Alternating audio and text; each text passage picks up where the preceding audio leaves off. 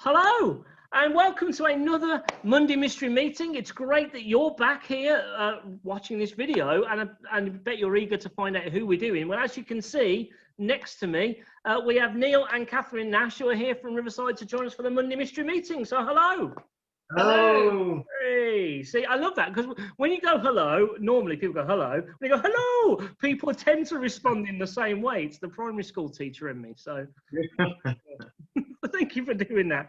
But people watch. What I love about the Monday Mystery Meeting is people watch this from Riverside, but people watch it who aren't from Riverside as well. So there may be some people watching this that don't know you. Or some people that are new to Riverside that don't know a lot about you. So why don't you just share a bit about yourselves, a bit about who you are and stuff? Yeah, that'd be great. Okay. I'm a primary school teacher. Obviously married to Neil. We've got 2 girls, and I'm not going to make it boring, so that's about it. Okay. Obviously, I am Neil. I've been at Riverside long enough to be a part of the foundations. So I don't But not want to. buried in the foundations, luckily, just part of it, but not cemented in. It will get there, but yeah. So yeah, I've been part of Riverside for a long time, and it's a great family church, to be honest with you. And I've matured a lot from being in that church, and I work for a fantastic company. I'll just put it out there, you know. Excellent, excellent. You got it. Sorry. You'll be fired. Yeah, I'll be fired. I will be fired. Always talk positively with anything online. Yes, my employer is brilliant. Yeah, we've got 2 girls, and life is good. And yeah, so I don't know what else to say. No, that's it. That's a brief overview. That is brilliant. You've given us more there than some people have. So thank you very much. Now, as we record this, it's the start of October, which means actually the pandemic has been going on now for 7 months. I can't believe how much the world has changed. I can't believe how many things that weren't normal 7 months ago are now normal, like Zooming. Is utterly normal. Standing apart from each other, not hugging each other has become the norm now, as opposed to it being the other way around. So a lot has changed over the last 7 months. When pandemic was first announced, what changed for you? What changed in with life? Well, I had to stop working because obviously all the schools shut down. So I started homeschooling the girls, which was, well, actually, I really enjoyed it, but the only challenge was trying to teach 2 different year groups at exactly the same time. But you just learned to set one off and then set. Do you think it helped that you're a teacher, or did that make it more difficult because you wanted to be like the classroom Catherine and not the mum Catherine? No, I think it helped because I knew what I was doing. Yeah, so I think it did help. Yeah. Why? Yeah, and I just let it watch. I just watched. I have no input. Did you not join in with your little chalkboard, Neil? No. The only things I put any input in is if it's PE, craft, and history. That is it. Any kind of those kind of things, I will happily step up and go, okay, let's go look at this, or let's do this. Yeah, anything academic wise, not a chance. I mean, for any of you watching this that don't know Neil would give Joe Wicks a run for his money. In fact, you think Joe Wicks is Mr. Fit? You haven't seen anything. Neil gets it, all right? He could do Joe Wicks 24 hours a day, and he wouldn't even break a sweat. I may have just bigged you up a little too much there, but that's my opinion anyway. Yeah. No, I've seen Joe Wicks, and I'm not a big fan. I'll put it out there. I'm not a fan. You did your own obstacle. Yeah, we did our own obstacle course. Yeah, and they loved it. They had a good fun with but it. you did make them do more than they wanted. Yeah, they did. Yeah, just one more. It's never just one more. Yeah, they did like that bit. Wow, so the girls came home. Catherine, you couldn't go to school, but you became mum teacher at home. Which have you enjoyed that? Oh, I really enjoyed that. Actually, on the last day, I was a bit sad that it was over. Did you do like a whole last day where like the girls had to wear a shirt and they signed each other's shirts and you signed the shirts? Regretting it, but no. Oh my goodness. So that, and then Neil, obviously, what happened with you then, Neil, with work and things? Oh, work was a bit manic at first because obviously with the whole furlough scheme going on and companies not really knowing what the government were planning, we were kind of a bit in limbo with that. And then once that kicked in, it was okay, we're not at work. And then I came home and was I kept my mind occupied. It's one of those weird things for me. If the people that don't know me, I just say I am somebody who constantly does not stop. So when things happen, I just don't see it sometimes. I have to actually physically stop to actually take note. Yeah. So that's just me. So when that happened, I just literally just came out and said, right, I've got to do this job. I've got to get this fixed. So for me, that's what happened when furlough happened. But at the same time, it was nice to be at home and seeing the girls at home at the same time as me. And then they sometimes would sit and watch me lay bricks or tidy something or get rid of something, and and that was nice, so then they're learning off me a couple of handy little things that might help in life a bit later on. They're probably not, they'll probably forget it. You never know, you've sown the seeds, then they're in there somewhere. Yeah, you never know. So yeah, that was nice. But yeah, work was a bit chaotic in the sense of new rules and not knowing what was going on. I think the biggest thing that hit me was provision, in the sense of everything was happening and everyone went crazy, and we didn't honestly go crazy. We didn't go and buy a huge amount of 50,000 toilet rolls because it's just pointless in my opinion. So we didn't go mad, and it bewildered me a little bit how people just did that and was like, we need these. It's like, I don't think toilet rolls are on my top list of items I need to survive. But yeah, it was a bit crazy. So would you say then, I mean, because obviously I've spoken to quite a few people about a lockdown experience. Some people have, well, I don't want to say the word enjoyed, but had a positive pandemic experience. Some people have really struggled. Would you say overall that it was a positive experience for you guys as a family? I think for me, yeah. Yeah, sounds was positive. I think because of this whole thing, it opened up my eyes a little better to quality time. In the sense of, it's so important to put that quality time in, not only as a family, but for those people that might not have what you have, and to reach out to those people and to see how they're doing. I think that really hit us hard, as in, like, we need to make sure that we are doing everything we can to help people that we know to get through the situation, didn't we? I think the hardest part was the beginning, where you were completely locked down. You didn't know see what anybody. to do. We were going out just to talk to the neighbours into the garden and Yeah, weren't we? yeah.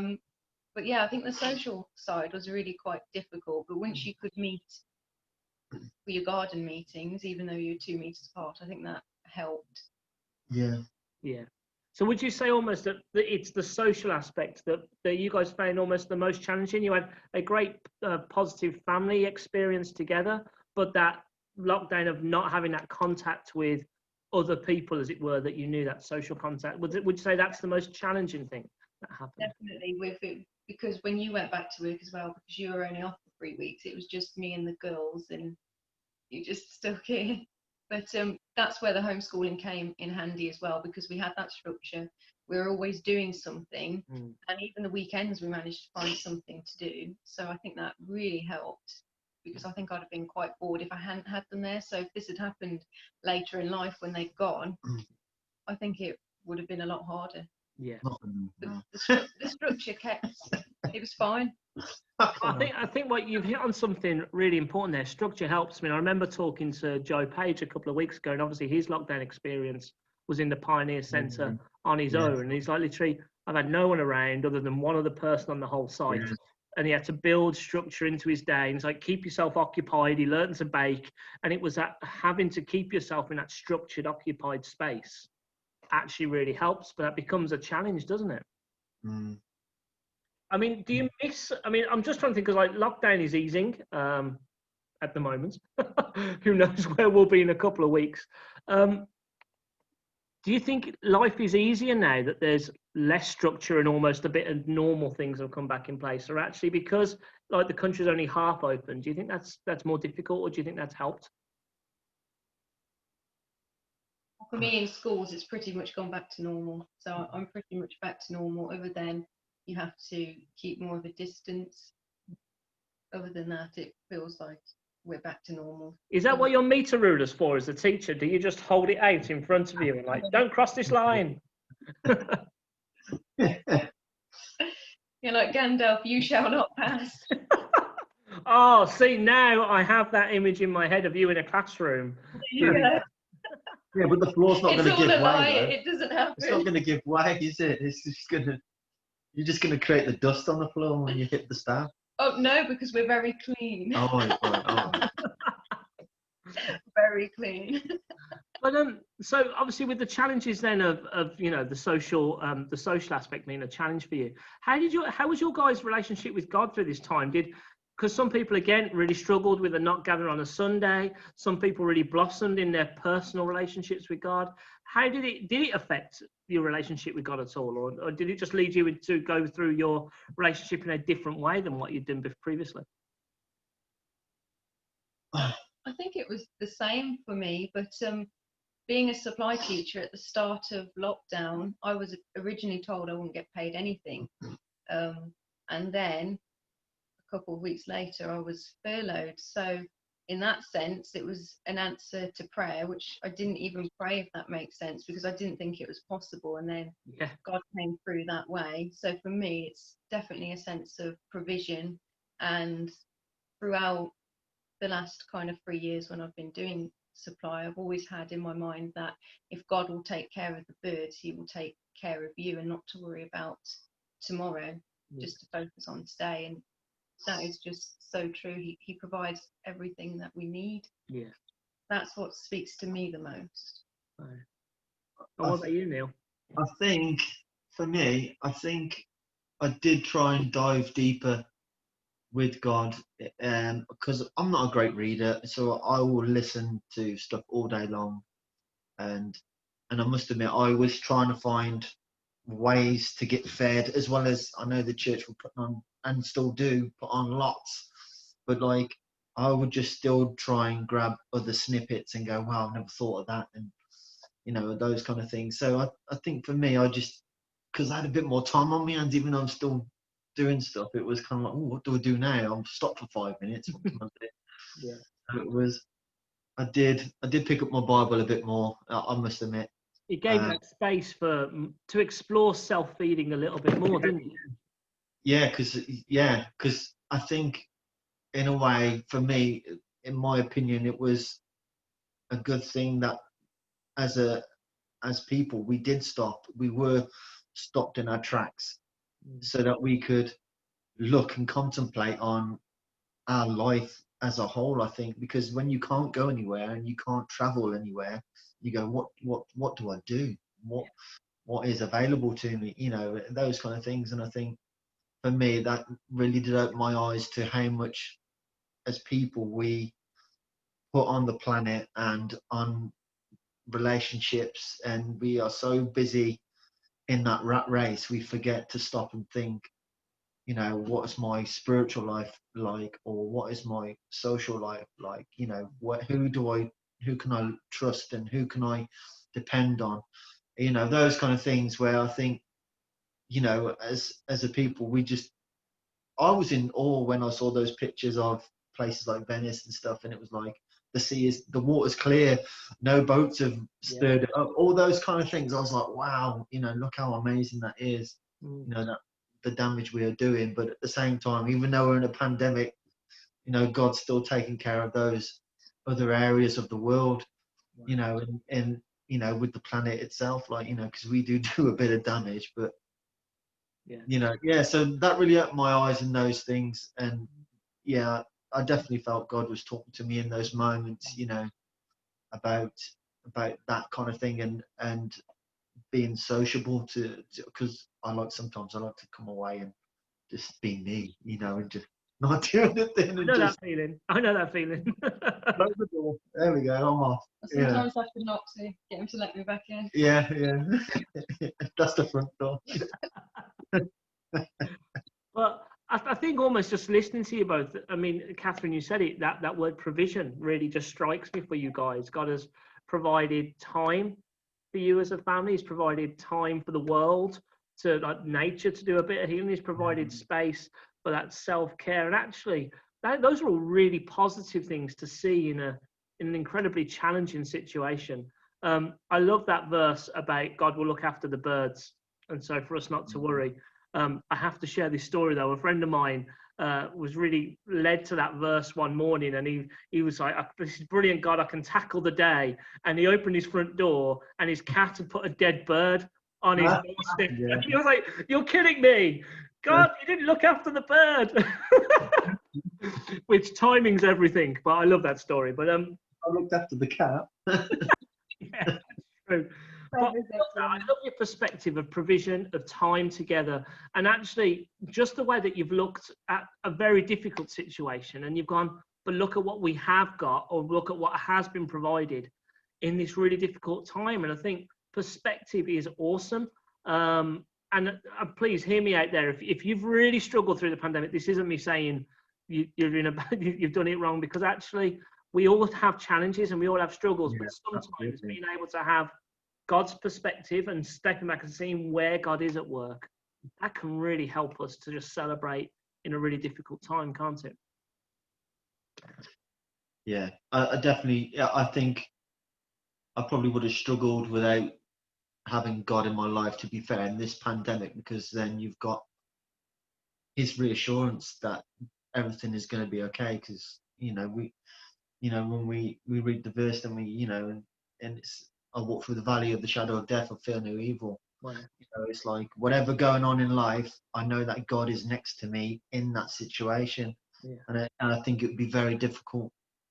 Yeah, I'd probably lose my mind a bit, to be fair. And I would probably break the rules. I really would break the rules. I'd be like, oh, yeah, I listen to you, I'm doing it. Yeah. But I think definitely, I would have struggled, to be fair, without God in this. And it is so amazing that He's been with us the whole time. And I'm with you, Neil. I've said it to so many people. I would have really struggled if it hadn't have been for my relationship with God. I mean, I can't believe we've almost been 20 minutes. It's shocking just how quick time gets away. You're both such eager observers of just the world. And I love when we talk just how observant you are, just how you can see things in situations and in the world around us. It really speaks to me about how you read situations. Obviously, we've been 7 months into this. Do you guys have any, and bear in mind, all of Facebook, the whole world is watching this, obviously. So what practical advice would you give anybody who is watching this today? What is the practical advice you would give them? I'd stay positive. Focus on the positives. Whatever you look for, I do believe you will find. So even if you're going through a bad situation, try and find something good, because there is something good in every day. Brilliant. Love that. Great practical advice. Do you want to add to that, Neil, or is she just like, this is it? This is the best advice in the world? I was going to say buy toilet roll, but I didn't want to go there. But I can't help it.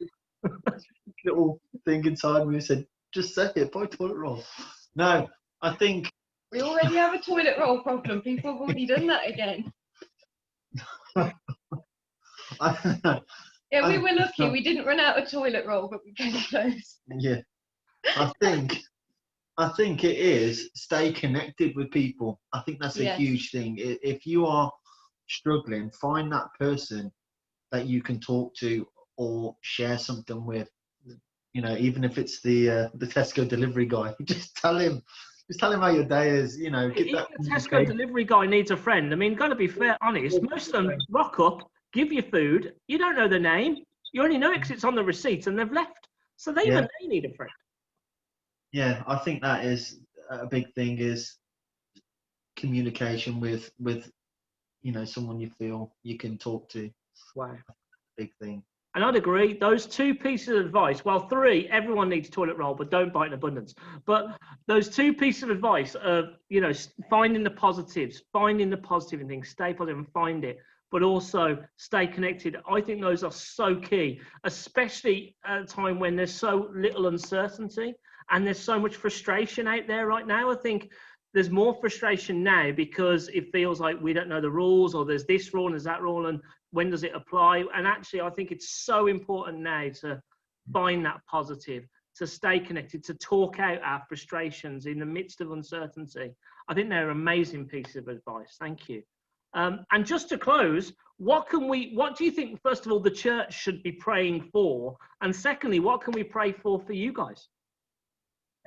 Unity within the church and the world, because I've seen a lot of ununity recently, so definitely for unity.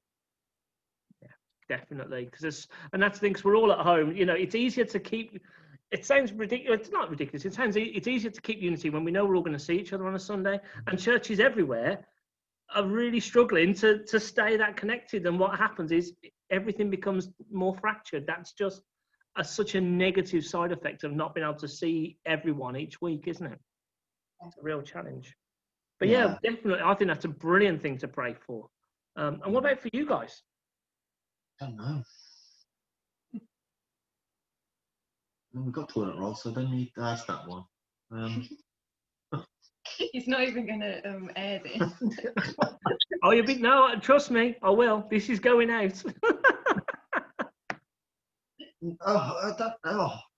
I guess for God to take us deeper in our relationship with Him, you know, as a family and as individuals, so we can draw on Him more than we are right now, even though we are happy and comfortable in a sense. Obviously, not too comfortable. Let me just put that out there. You know, but God does look after our needs, and He has met those needs time and time again. So I definitely, praying for that greater connection to God in this time, and even after this time, to be honest with you. Definitely for God to do something not only deeper for today, but whatever He does in that deepness today, for it to be for the future, to continue it moving forwards as well. Because I think God has done a lot in lockdown in all of our lives, and actually it would make me so sad if we come out the other side, whenever that is, whatever that looks like, and we revert back to the way we were. I think God has done something in a lot of us actually at work, and we want that to continue as we move forward. So I'd hate it if we come out the other side of lockdown, and because churches are open and all that, we stop reading our Bibles, or we stop praying, or we stop investing time into our families because life has gone back to normal. Those things are really important, aren't they? And that's a deep thing for the future. Yes, and I hope people stay at a slower pace in life. I think it's great that we've all slowed down a bit because we were too busy. Yeah, I think it's opened people's eyes a little bit, to be honest. You know, the fact that they've had to physically stop in a way. You know, it's really opened their eyes, I think, to, wow, what is my life? What am I doing? Yeah, that whole reassessment, and God, where are you in this? And for any of you watching out there, honestly, listen to the wisdom that's coming out of these guys, okay? Find the positives, okay? God is a provider. He is there for you. Invest in your time in God. Appreciate each other. Slow down. This is real wisdom that's not just for lockdown, but this is wisdom that's for life. So honestly, listen to these guys, because this stuff will make a difference. So Neil and Catherine, I want to thank you for giving up some of your evening, because yes, believe it or not, this isn't live watchers. We have recorded this in the week. But thank you for giving up some of your evening today. Thank you for being open and honest and being yourselves. And we will be praying for you to go deeper as a family. So thank you so much. Well, thank you. Thank you. We'll see you later.